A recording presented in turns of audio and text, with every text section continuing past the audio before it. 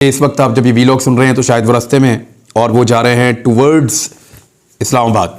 F8 कचहरी वाली जो उनकी थी पेशी, उसके हवाले से एक अच्छी पेशरफ्त ये है कि पहले उनको पेश होना था जाकर F8 कचहरी में। उसके हवाले से मैं स्पेशली जो है वो हमें थैंक्स कहना चाहिए सिद्दीक जान साहब का, बोल न्यूज़ के ब्यूरो चीफ हैं। उन्होंने बड़ी अच्छी रिपोर्टिंग की और एक एक गली एक एक जगह उन्होंने दिखाई कि ये कितना ख़तरनाक मुकाम है।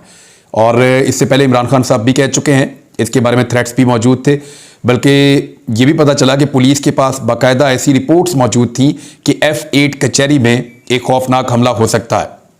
तो इस सूरत के पेश नज़र F8 कचहरी को डेथ ट्रैप कहा जा रहा था। और इस मौका पर इमरान खान साहब की जो सबसे बड़ी मुखालिफ सियासी जमात है नून लीग, उनकी मरियम नवाज साहबा ने इंटरव्यू देते हुए ये कहा कि बुलेट प्रूफ गाड़ियाँ जो हैं वो भी तबाह हो जाती हैं और हमने ये होते हुए देखा है। तो ये एक बड़ी संगीन नौयत की धमकी नमा स्टेटमेंट था, जिसके बाद जो है वो एक बड़ा फैसला किया गया है। और वो फैसला ये है कि तोशाखाना केस की समाअत F8 कचहरी से जुडिशल कम्प्लेक्स मुंतकिल कर दी गई है। इससे पहले पाकिस्तान तहरीक इंसाफ ने कहा था कि इमरान खान साहब अदालत में पेश होने के लिए तैयार हैं, जब उन्हें बुलाया जाएगा वो अदालत आ जाएंगे। उन्हें कॉल कर लिया जाए, वो अदालत आने के लिए तैयार है। प्रॉब्लम क्या था? इमरान खान साहब ये कह रहे थे कि मैं अदालत आना चाहता हूं, अदालत आने के लिए तैयार हूं, लेकिन यहां पे सिक्योरिटी के इश्यूज हैं, लिहाजा इस केस की समाअत जो है वो F8 कचहरी से मुंतकिल कर दी जाए जुडिशल कम्प्लेक्स में, जहां पे सिक्योरिटी की कुछ सूरत बेहतर है।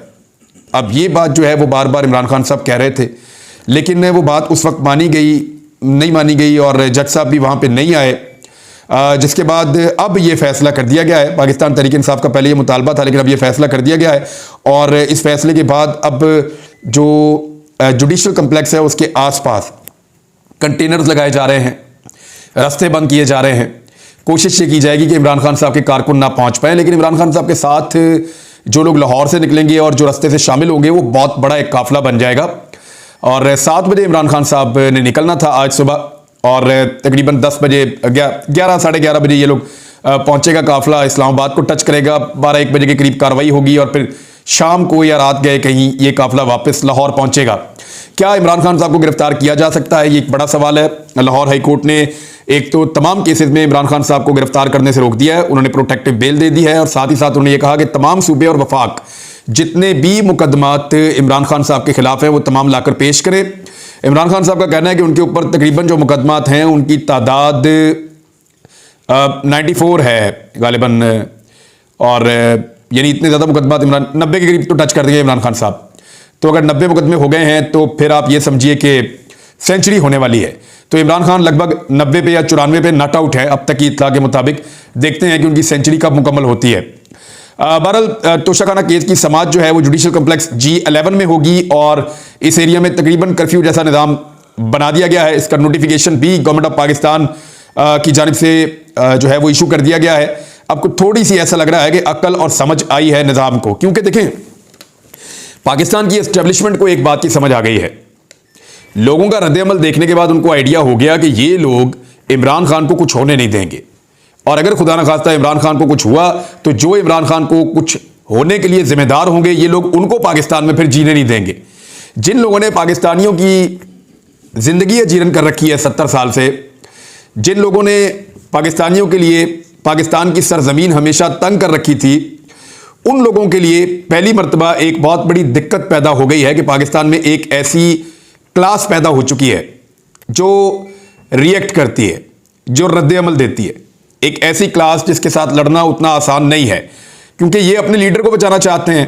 एस्टेब्लिशमेंट को इस बात की समझ आ गई है कि अगर इमरान खान को खुदा न खास्ता कुछ हुआ तो एस्टेब्लिशमेंट के लिए अपनी कमर सीधा करना कई दहाइयों तक मुमकिन नहीं होगा। उसकी वजह सुन लें आप।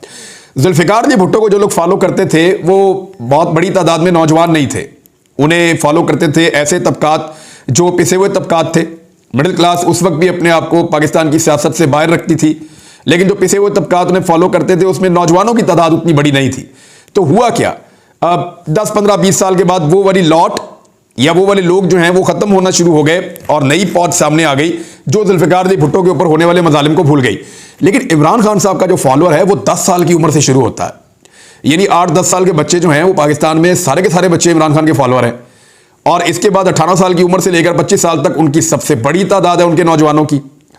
तो इतनी बड़ी तादाद में अगर नौजवान एस्टेब्लिशमेंट के खिलाफ हो गए तो अगले 30 साल इनके लिए डरावना ख्वाब बन जाएंगे। लिहाजा इमरान खान को नुकसान पहुंचने का मतलब यह है कि उनको नुकसान पहुंचाने का जिन जिन को फायदा हो रहा है, पाकिस्तान की कौम उनकी दुश्मन हो जाए। लिहाजा पीएमएलएन भी अपने आप को भगा रही है।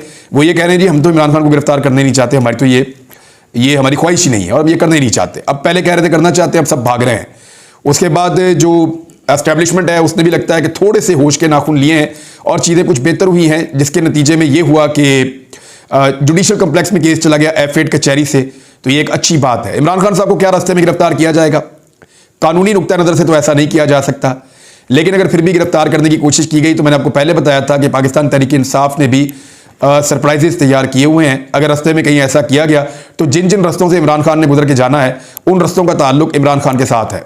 लोग इमरान खान से पाकिस्तान के तूलो अर्ज में प्यार करते हैं और लाहौर से लेकर रावलपिंडी तक तमाम जगह पे उनका गढ़ है और ये सारी सीटें ऐसा लगता है कि इमरान खान जीतने वाले हैं। तो ऐसी सूरत हाल में इतनी बड़ी तादाद में सपोर्टर्स की मौजूदगी में इमरान खान साहब को बड़े आराम से गिरफ्तार कर लिया जाए, ये अब मुमकिन नहीं लगता। लेकिन इमरान खान साहब ने कहा कि ये मुझे बलूचिस्तान ले जाकर शहबाज गिल और सवाती वाला सलूक करना चाहते हैं और रुस्तम के ऊपर आकर हाई कोर्ट में इमरान खान साहब ने बयान दिया। मेरी तो पार्टी का नाम ही तहरीक इंसाफ है, मैं तो 18 मार्च को अदालत पेश होने के लिए तैयार था, मगर उन्होंने ताकत के साथ मेरे घर पर हमला किया जिसकी तारीख नहीं मिलती। उन्होंने मुझे उठाकर सीधा बलूचिस्तान ले जाना था। ये मेरे साथ शहबाज गिल और आदम सवाती वाला सलूक करना चाहते हैं जो सबके सामने है। मेरे ऊपर कातलाना हमला हो चुका है। अदालत से बस इतनी इस्तदा है कि इस्लामाबाद कचहरी वाला मुकदमा किसी और अदालत में मुंतकिल कर दिया जाए। उन्होंने अदालत को यकीन दहानी कराई कि मैं कानून की हुक्मरानी पर यकीन रखता हूं, सारी जिंदगी कभी कानून नहीं तोड़ा। वजीर दाखिला ने मेरी जान के खतरे से मुताल्लिक खदशात का इजहार किया। कचहरी अदालत जिस जगह पर है वो खतरे से खाली नहीं है और गलियों में है जहां पहले जजेस पर भी हमले हो चुके हैं। आपने बचा लिया, जिस पर मैं अदालत का शुक्रिया अदा करता हूं। जो मेरे घर में हुआ इससे पहले कभी ऐसा नहीं हुआ और ना मैं बयान कर सकता हूं। चीजें मेरे हाथ से निकल चुकी थी। मेरे घर इतनी शेयरिंग की गई जिसकी कोई हद नहीं है। ये पूरी फौज के साथ आए और ऐसे आया गोया कश्मीर इन्होंने फतह करना हो। हमारी तो तहरीक ही इंसाफ की है। 18 को मैंने पेश होना था, ये 4 दिन पहले ही आ गए। ये 2 दफा इस्लामाबाद गिरफ्तार करने के लिए आए, लेकिन फिर लाहौर गिरफ्तार करने के लिए आए। हमारे सारे बुनियादी हुकूक सलब कर लिए गए हैं। इस वक्त बुनियादी हुकूक सलब करने की अगर आप बात करें तो इस्लामाबाद में क्रैकडाउन चल रहा है और ये बड़ा खौफनाक क्रैकडाउन है, क्योंकि वहाँ पे 27 किलोमीटर पे शहबाज शरीफ की हुकूमत है और शहबाज शरीफ ने तबाही फेरी हुई है इस वक्त और वो लगातार लोगों को गिरफ्तार कर रहे हैं। इमरान खान साहब ने उसके ऊपर एक ट्वीट किया है। वो क्या कह रहे हैं? इमरान खान साहब कह रहे हैं the fascist imported government and their handlers continue to target our workers and leadership. Today they have arbitrarily arrested more than 70 of our workers in Islamabad. This is condemnable and absolutely unacceptable. They must be released immediately. वो कह रहे हैं कि 70 के कई बंदे हमारे गिरफ्तार कर दिए हैं और इस्लामाबाद में इनमें वर्कर्स भी हैं और लीडर्स भी हैं और इनको गिरफ्तार किया गया है। और ये गिरफ्तार करने वाले जो हैं इंपोर्टेड गवर्नमेंट है और उनके हैंडलर्स हैं जो उनको चलाते हैं, जो उनके सहूलतकार हैं, जो उनको लेकर आए। और उन्होंने कहा कि ये इंतहाई काबिल मज़म्मत है और अनएक्सेप्टेबल है, नाकाबिल कबूल है और फौरी तौर पे हमारे कारकुनों को रिहा किया जाए। मेरी इत्तला के मुताबिक इमरान खान को जब ये इन्फॉर्मेशन मिली उसके बाद भी गिरफ्तारियाँ जारी थी। अब तक 100 से ज़ायद कारकुन पाकिस्तान तहरीक इंसाफ के इस्लामाबाद में गिरफ्तार हुए हैं। अहकामात ये जारी किए गए हैं कि जिस भी गाड़ी के ऊपर आप पाकिस्तान तहरीक इंसाफ का झंडा देखें, जिस गाड़ी के अंदर पड़ा हुआ आप पाकिस्तान तहरीक इंसाफ का झंडा देखें, इमरान खान की फ़ोटो देखें, या आपको पता चले कि ये गाड़ी पाकिस्तान तहरीक इंसाफ से ताल्लुक़ रखती है, उस गाड़ी को पकड़ें। उसके अंदर जो कारकुन या लोग मौजूद हैं उनको पकड़ें और क्रैकडाउन करें। घरों के अंदर भी क्रैकडाउन किया जा रहा है। पाकिस्तान तहरीक इंसाफ के कारकुनों को गायब किया जा रहा है ताकि इमरान खान साहब की पेशी के मौके के ऊपर पाकिस्तान तहरीक इंसाफ के लोग ना आ सकें। अच्छा, ज़्यादातर जिन लोगों को पकड़ा जा रहा है वो पश्तून है। ये एहतशाम साहब ने इसको ट्वीट करके कंफर्म किया था कि ज़्यादा जिन लोगों को गिरफ्तार किया गया है वो पश्तूनों की गिरफ्तारियां की जा रही है। तो एक काबिल नफरत काम किया जा रहा है लगातार। इससे पहले आमिर मीर ने ये गंदी हरकत की और उसने खैबर पख्तूनख्वा के शहरियों को जो इमरान खान की हिफाजत के लिए आए थे उन्हें दहशतगर्द करार दिया। हामिद मीर भी माजी में इस तरह की बहुत सारी हरकतें कर चुका है। उसने एक दिन पहले गिलगित बल्तिस्तान और पंजाब की पुलिस को आपस में लड़ाने की कोशिश की। उन्होंने कहा जी बंदूकें तान ली गई, जबकि बाद में बताया गया कि पंजाब पुलिस के IG ने कहा कि ऐसा कोई वाकया नहीं हुआ था। PMLN के जो समझदार लोग हैं वो अब मानना शुरू हो गए हैं कि इमरान खान साहब एक हकीकत बन चुके हैं। मिसाल के तौर पे साबिक वज़ीर आला हैं और गवर्नर भी रहे हैं और PMLN से इनका ताल्लुक है और सरदार मेहताब अब्बासी इनका नाम है। सरदार मेहताब ये कह रहे हैं कि इमरान खान इस वक्त एक बड़ी सियासी कुव्वत है पाकिस्तान में, इसको नाअहल करके दूसरों को मौका देना एक कौमी जुर्म होगा। ये मेहताब अब्बासी साहब का कहना है। जबकि आलमी मीडिया लगातार रिपोर्ट कर रहा है कि इमरान खान इस रीजन के एक बड़े लीडर बन चुके हैं।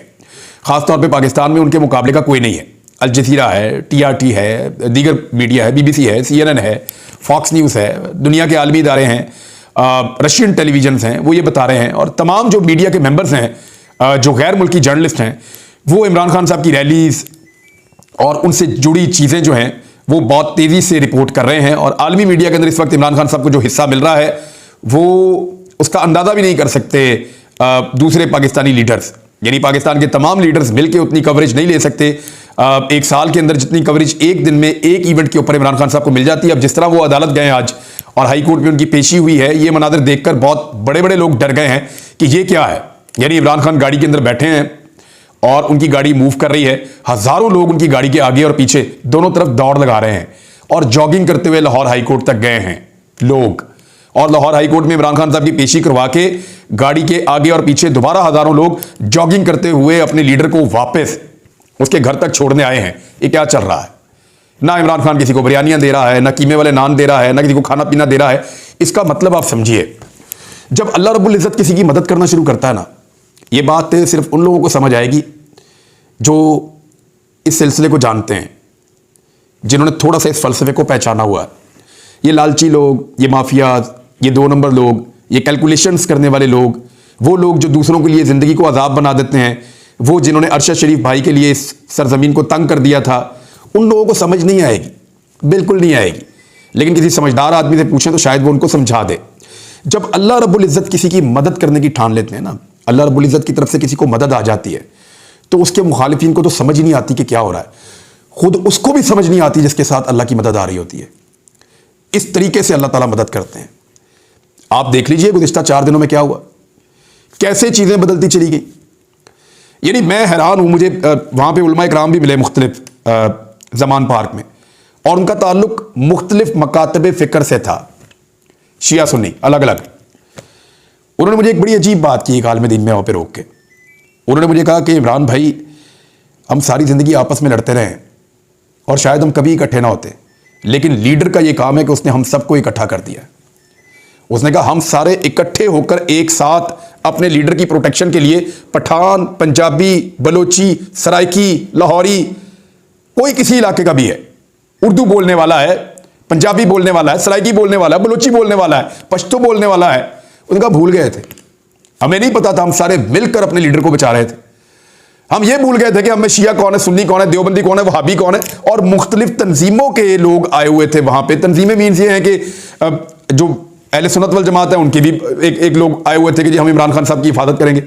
इसी तरह जो हमारे वादतुल मुस्लिमीन वाले दोस्त हैं वो भी आए हुए थे, और वो कह रहे हैं एक दूसरे का बाजू बन के हम अपने लीडर को बचा रहे थे। तो ये चीज़ तो हमने कभी नहीं सोची थी।